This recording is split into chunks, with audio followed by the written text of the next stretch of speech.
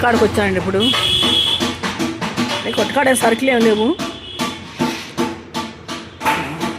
వచ్చాను ఇంటికాడికి. అదే ఒకళ్ళు వచ్చారు ఇంటికాడికి. ఇవాళ చుట్టాలను రమ్మని వాళ్ళకి ఫోన్ చేశాను. మరి వేరే పని మీద ఒకళ్ళు వచ్చారు, ఇంటికాడికి వచ్చారు. సరే మాట్లాడతానన్నారు. ఏంటంటే అని చెప్పేసి అన్నాను. అదే అప్లికేషన్ పెడుతున్నావు కదమ్మా, దాని గురించి మాట్లాడతాను వచ్చానని చెప్పేసి అన్నాడు. సార్ మరి ఇప్పుడు మాట్లాడతా కుదరదు సార్, నేను వేరే వాళ్ళకి మా వాళ్ళు వస్తున్నారు చుట్టాలు, వాళ్ళకి ఫోన్ చేశాను నేను. నాకు ఇప్పుడు దానికి వచ్చి మాట్లాడే టైం లేదు సార్ అని చెప్పేసి మాట్లాడాను. ఆయన పొలం గురించి మాట్లాడాడు. పొలం గురించి అంటే నేను తర్వాత వస్తాను సార్, తర్వాత మాట్లాడతాను, మరి ఎక్కడ రమ్మంటానని చెప్పి అడిగాను. ఆయన మంగళగిరి కొత్త బస్ స్టాండ్ దగ్గర రమ్మన్నారు.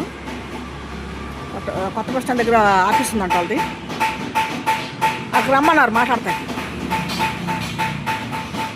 సరే సారు నేను తర్వాత ఫోన్ చేస్తానంటే నెంబర్ ఇచ్చలేడు.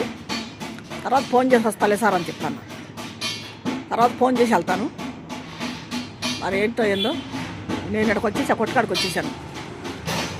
వాళ్ళు ఇల్లు అడ్రస్ కనుక్కొని వచ్చారు, నా కాడికి వచ్చారు.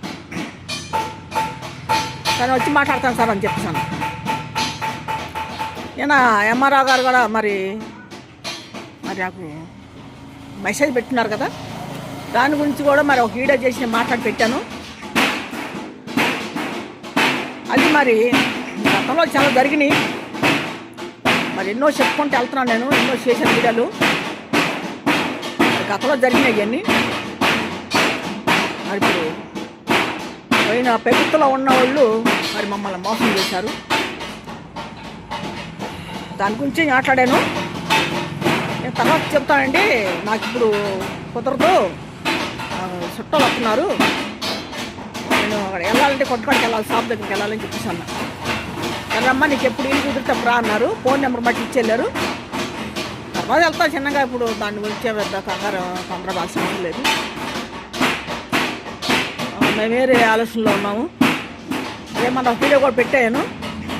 మా వాళ్ళు మొత్తం కలిసి ఒక 200 జనం పోగయ్యి, చుట్టాలు బంధువులు కానీ పోగయ్యి మరి ఎంఆర్ ఆఫీస్ దగ్గర మేము ధర్నా చేయాలనుకున్నాము. అది కూడా నేను మళ్ళీ ఇప్పుడు ఒక అర్జీ పెడతాను. ఒక అర్జీ పెట్టి మరి అర్జీకి ఏమంటారో సమాధానం చూసి కానీ చేస్తాము. మరి 2 అర్జీ